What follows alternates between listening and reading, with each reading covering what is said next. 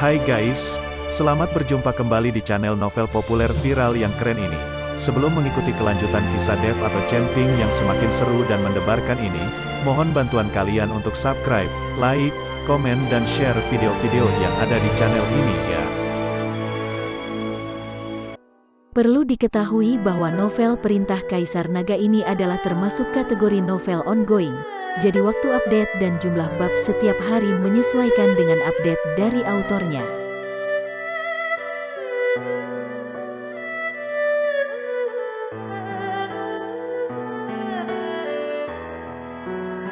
Perintah Kaisar Naga bab 3248, 3249, 3250. Dev tersenyum pahit dan menyesali bahwa dia terlalu tidak sabar. Jika dia bisa menyadari kekuatan asal, dia akan dengan membunuh monster ilusi asal, dan itu akan sangat mudah. Dev terus bergerak lebih jauh ke dalam tiang gunung, berburu monster ilusi ini. Bahkan jika Dev tidak dapat memahami kekuatan asal jenis emas itu, dia masih dapat meredam tubuh fisiknya. Saat Dev sedang berburu binatang ilusi asli di tanah leluhur keluarga Ji, langit di luar perlahan menyala. Ji Yun telah berganti pakaian dan berencana mengikuti orang banyak ke tanah leluhur keluarga Ji. Sebelum pergi, Ji Yun ingin mencari Dev untuk berbicara dengannya, tetapi ternyata Dev tidak ada di kamar sama sekali. Nona Helena, kemana perginya Tuan Chen? Ji Yun bertanya pada Helena. Entahlah, aku juga sedang mencarinya. Tuan Dev menghilang pagi-pagi sekali.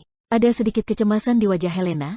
Kenapa dia menghilang? Ji Yun sedikit mengernyit. Biasanya, Dev tidak akan pergi tanpa pamit. Sekarang Dev tiba-tiba menghilang. Kemungkinan besar dia menyelinap ke tanah leluhur keluarga Ji.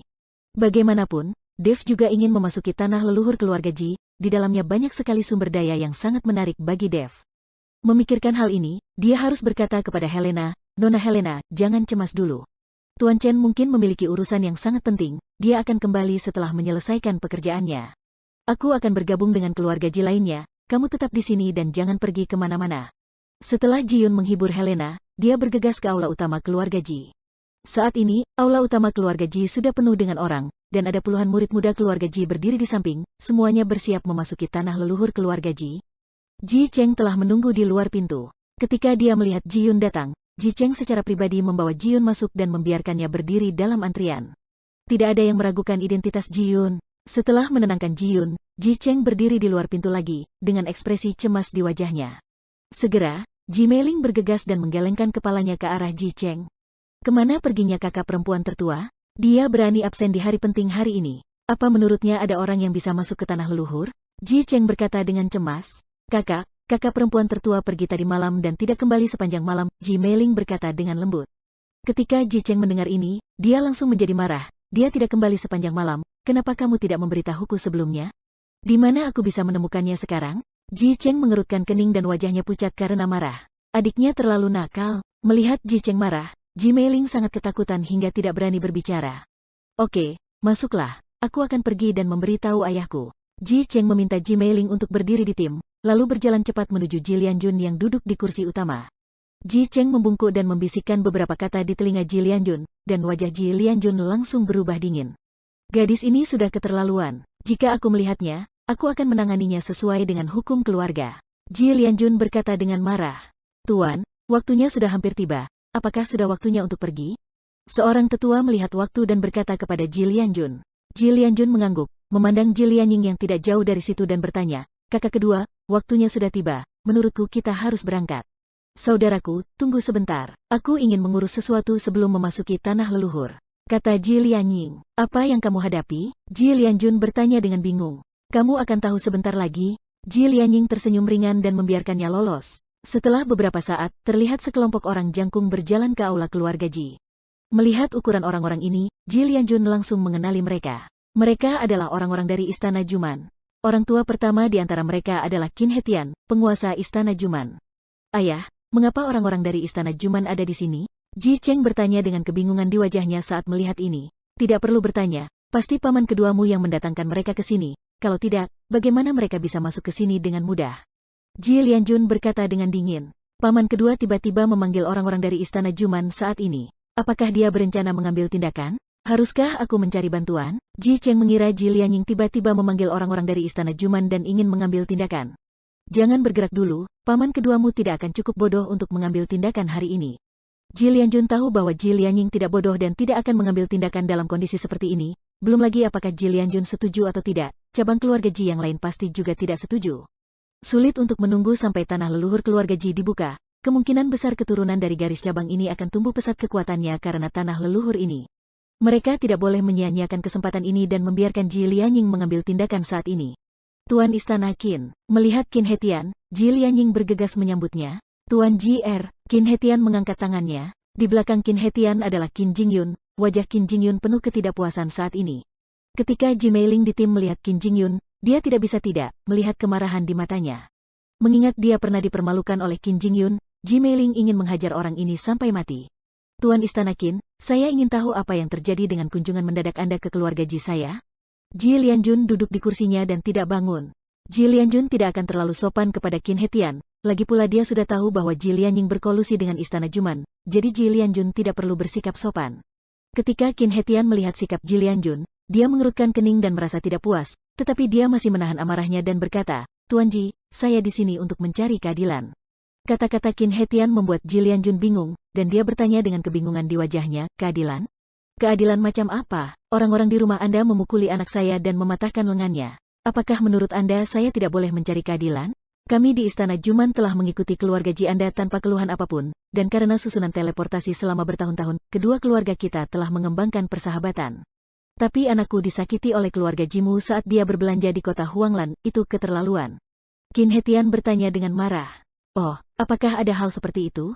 Ji Lianjun mengerutkan kening, siapa di keluarga Ji kita yang melakukannya? Kedua putrimu, diikuti oleh seorang pria bernama Dev, yang melukaiku. Qin Jingyun berdiri dan berkata dengan marah. Ji Lianjun tercengang, dia tidak menyangka yang melakukannya adalah Dev dan kedua putrinya. Tetapi sebelum Ji Lianjun dapat berkata apa-apa, Ji Meiling yang berada di dalam tim tidak tahan lagi dan bergegas keluar dan berkata, kata-katamu bagaikan kentut, kamu menggodaku duluan, dan Tuan Chen tidak tahan lagi melihatnya, jadi dia melakukan hal itu. Dan ketika kami hendak pergi, kamu ingin bersaing dengan Tuan Chen, tetapi kamu dikalahkan dengan satu pukulan dan lenganmu patah. Apa hubungannya dengan kami? Itu karena keterampilanmu lebih rendah dari orang lain. Jika saya jadi kamu, saya akan bunuh diri dan tidak akan berani pulang ke rumah. Ji Meiling berteriak pada Qin Jingyun, membuat wajah Qin Jingyun memerah. Ketika Qin Hetian melihat ini, ekspresinya berubah dingin dan dia berkata, Tuan Ji, apakah ini cara Anda mengajar putri Anda? Meiling, jangan kasar. Ji Lianjun memarahi Ji Meiling, lalu berkata, ceritakan semuanya dengan tepat, kamu tidak boleh menyembunyikan apapun. Ji Meiling mengangguk, lalu menceritakan kisahnya secara detail. Ketika dia mendengar bahwa Qin Jingyun berani menepuk pantat Ji Meiling, setelah dia mengetahui bahwa Ji Meiling adalah wanita tertua dari keluarga Ji, Ji Cheng tidak bisa menahan amarahnya. Jika dia menepuk pantat adiknya, maka sama dengan mencari kematian. Hai anak yang baik, kamu berani menindas adikku, dan kamu berani datang ke rumahku. Apakah kamu ingin menindas keluarga Jiku? Ji Cheng meraung dengan marah, dan kemudian dengan keras berkata, murid keluarga Ji patuhi perintah. Dalam sekejap, lusinan murid keluarga Ji maju dari seluruh aula. Istana Juman terlalu banyak menindas orang. Jaga pintu dan jangan biarkan orang-orang dari Istana Juman itu pergi begitu saja. Jika Istana Juman tidak memberikan penjelasan, jangan salahkan kami karena bersikap kasar. Mata Ji Cheng dipenuhi dengan niat membunuh. Segera, pintunya diblokir oleh anak-anak keluarga Ji, dan wajah Qin Jingyun menjadi sedikit jelek. Qin Hetian tampak acuh tak acuh, lalu melirik Ji Lianying. Ji Cheng, apa yang akan kamu lakukan? Sekarang bukan giliranmu untuk memerintah, kamilah kami para tetua yang berhak memberi perintah. Biarkan mereka pergi. Apa kamu tidak tahu hari ini hari apa? Apa kamu ingin terjadi pertumpahan darah? Ji Lianying dengan keras memarahi Ji Cheng, lalu melambaikan tangannya untuk mengusir anak-anak keluarga Ji. Tapi tidak ada yang bergerak. Mereka adalah anak-anak dari garis keturunan Ji Lianjun. Tidak mungkin mereka mendengarkan kata-kata Ji Lianying. Ji Lianying mengerutkan kening saat melihat ini, saudaraku. Ji Lianjun melambaikan tangannya perlahan, dan murid keluarga Ji bubar. Tuan Istana Qin, putramu menganiaya putriku. Apakah menurutmu mematahkan lengannya terlalu berlebihan? Jika aku ada di sana, aku akan membunuhnya. Ji Lianjun berkata dengan ekspresi muram. Siapapun yang berani menganiaya putrinya sendiri berarti mencari kematian. Ji Lianjun sangat menyayangi kedua putrinya. Meskipun kedua putrinya sering membuat masalah, dan Ji Lianjun berhak meneriaki mereka dengan marah, dia tidak pernah benar-benar menghukum mereka sekalipun. Jika Qin Jingyun berani menggoda Ji Meiling sekarang, jika Ji Lianjun ada di tempat kejadian, dia akan memukuli Qin Jingyun sampai mati tanpa ragu-ragu. Tuan Ji, apakah kamu mengancamku? Mata Qin Hetian sedikit menyipit, dan aura di tubuhnya mulai naik perlahan.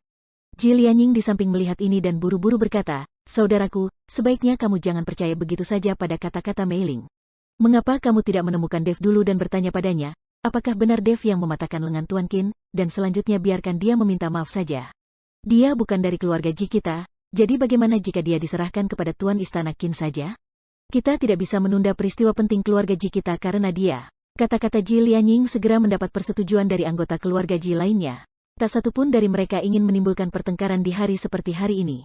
Selain itu, Dev tidak ada hubungannya dengan keluarga Ji, bahkan jika Dev diserahkan sebagai tumbal, apa yang akan terjadi?